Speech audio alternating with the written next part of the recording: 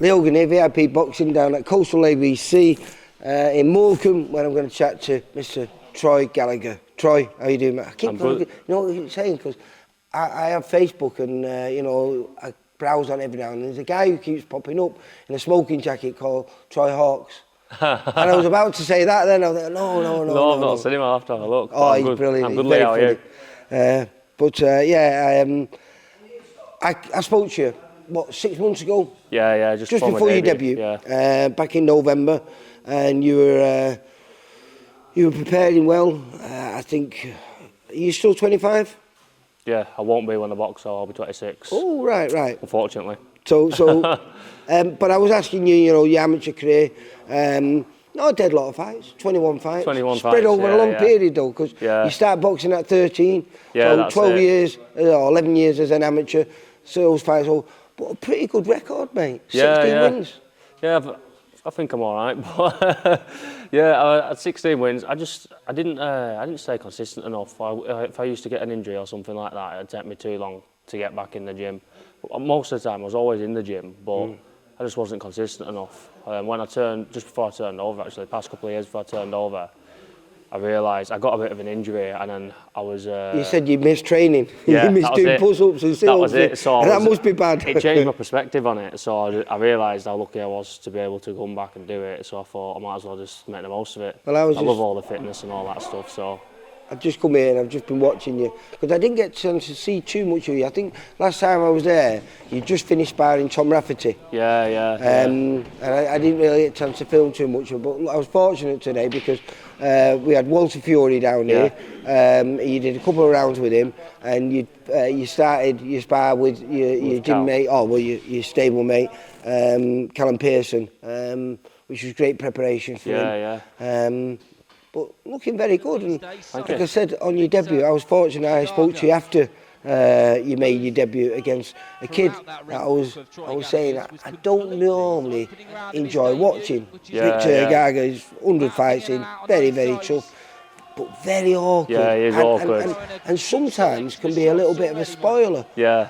And do you know, it was the first time in a long time that I'd watched him and enjoyed the fight, because you actually boxed really well, and you made what could have been a really tricky, horrible, scrappy fight into a very enjoyable fight to watch, just by doing the basics really well, which is a good job on you. No, thank you, I appreciate that, Lee. Yeah, I knew it was going to be an hard fight leading up to it, because I watched quite a bit of him and I realised that he was obviously very awkward, so just trying to prepare for it the best we could, but you don't know till you get in there on the night, do you? So. And it must have helped, because obviously your stable mate was fighting after you for the area title, wasn't it? And there was you had a shed load of people down there. Brilliant. And they made not just a load of noise, but for you as well. I mean, it was deafening. Yeah, no, it was brilliant, absolutely brilliant night. I couldn't believe the support I've been shown in my last two fights, to be honest. I've been blown away by it. It's been absolutely brilliant. I really appreciate it.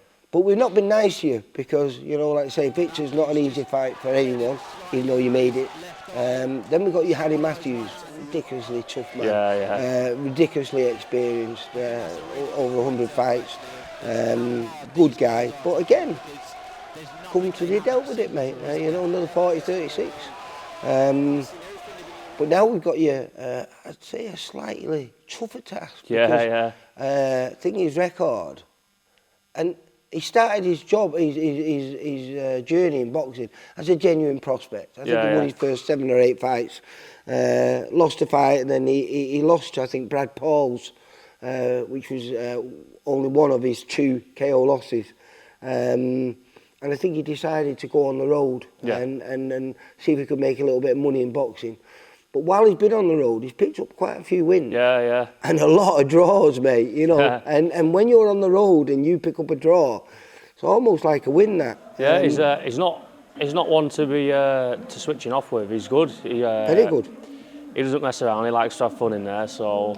Gets his brush out. Camden caretaker. I think it's good for me, because it's good to know that and he's a big unit. Need to be staying on, need to be switched on, focused all the time, so it's what we're after. Yeah, and he's a big unit, isn't he? Yeah. He's a big unit. I do like him. But like I said, you know, I was a bit nervous for your debut because of how awkward Victor was. I shouldn't have been, because as you proved today, you're a nice boxer, mate. No, thank you. I appreciate that, Lee. And then, but I presume it's because you've been doing it all your life. Yeah, yeah. And all your life with Bob. Yeah. I had my first ever fight with Bob in Barrow. So what are your intentions? Because I presume you couldn't have wrote a better script than the way it's gone over the first 6 months. No, it's been brilliant. This is going to be your third fight. Yeah. You know, if everything goes well, fingers crossed, you could be, not tempting fate or anything, but you could be 5-0. You could have got rid of your 4-rounders. The last fight of the year could be a 6-rounder for you. And with your fan base and the people that follow you, that's a good possibility because, you know, you've got to get these people behind you so you can pay for your opponent. Yeah, that's it. A 6-rounder opponent is expensive. I just want to keep taking one fight at a time, not get too carried away, but I do want to go as far as I can go. I want to go all the way, but one fight at a time, not looking past anyone, staying focused. That's just what I'm going to keep doing. I like that. And obviously, we're here in Morecambe, and the last time I spoke to you was at Tyson Fury team, wasn't it? If you need any inspiration, it's all there, isn't it? It's all there, you know. And that was his cousin, was that Walter today? Walter, Walter's good. So you know that, you know, work hard, and boxing can reward you well. Yeah. But it is hard work, isn't it? Yeah, it's hard work, but that's why we like it. These sponsors do help you. You've got a few sponsors. Yeah, I got loads of sponsors. We're going to have them running through in the bottom there just to say thank you.